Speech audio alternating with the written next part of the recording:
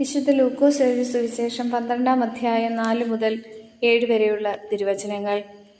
എൻ്റെ സ്നേഹിതരെ, നിങ്ങളോട് ഞാൻ പറയുന്നു, ശരീരത്തെ കൊല്ലുന്നതിൽ കവിഞ്ഞ് ഒന്നും ചെയ്യാൻ കഴിയാത്തവരെ നിങ്ങൾ ഭയപ്പെടേണ്ട.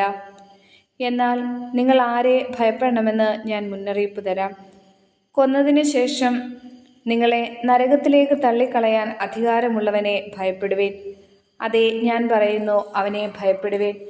5 കുരുവികൾ 2 നാണയത്തൊട്ടിന് വിൽക്കപ്പെടുന്നില്ലേ? അവയിൽ ഒന്നുപോലും ദൈവസന്നിധിയിൽ വിസ്മരിക്കപ്പെടുന്നില്ല. നിങ്ങളുടെ തലമുടി ഇഴ പോലും എണ്ണപ്പെട്ടിരിക്കുന്നു. ഭയപ്പെടേണ്ട, നിങ്ങൾ അനേകം കുരുവികളേക്കാൾ വിലയുള്ളവരാണ്. ഈ തിരുവചന ഭാഗങ്ങളിൽ നമുക്ക് കാണാൻ സാധിക്കുന്നത് നിർഭയം സാക്ഷ്യം നൽകാനുള്ള ആഹ്വാനമാണ്. വിശ്വാസ ജീവിതത്തിൽ ധൈര്യത്തിൻ്റെയും ദൈവഭയത്തിൻ്റെയും പാഠങ്ങൾ പറഞ്ഞു തരുന്നു. ഫരീസേയരും നിയമജ്ഞനും യേശുവിനെതിരെ യുദ്ധം പ്രഖ്യാപിച്ചതിൻ്റെ സൂചനകൾ 11-ാം അധ്യായത്തിൽ കാണാൻ സാധിക്കുന്നു.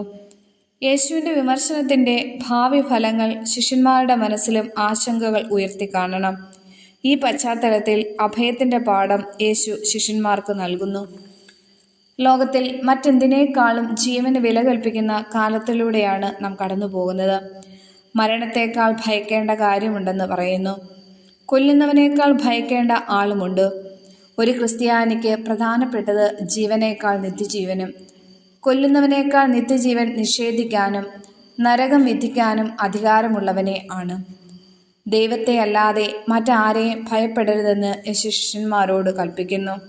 എന്തുകൊണ്ടാണ് ദൈവത്തെ ഭയപ്പെടേണ്ടത്? അതും വ്യക്തമാണ്. മരണാനന്തരം ആത്മാവിനെ നിത്യനരകത്തിലേക്ക് തള്ളിക്കളയാൻ അധികാരമുള്ളവനാണ് ദൈവം. ജീവന്റെയും മരണത്തിൻ്റെയും അധികാരി ദൈവം മാത്രമാണ്. ശരീരത്തെ കൊല്ലാൻ മാത്രമേ ശത്രുവിന് സാധിക്കൂ.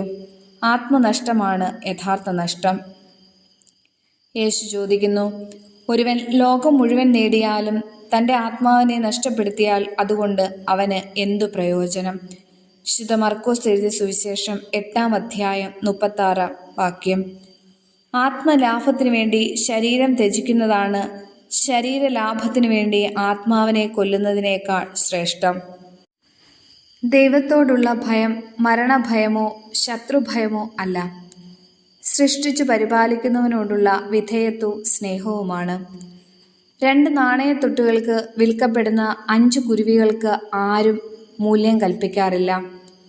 1000കണക്കിനുള്ള മുടിയിഴകൾ ആരെങ്കിലും എണ്ണിത്തിട്ടപ്പെടുത്തിയിട്ടുണ്ടോ?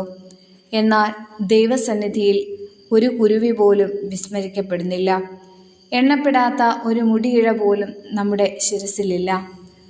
നമുക്ക് ദൈവത്തിൻ്റെ കരുതലിനെക്കുറിച്ചും പരിപാലനയെക്കുറിച്ചും ആഴമായ അവബോധം ഉള്ളവരായിരിക്കാം.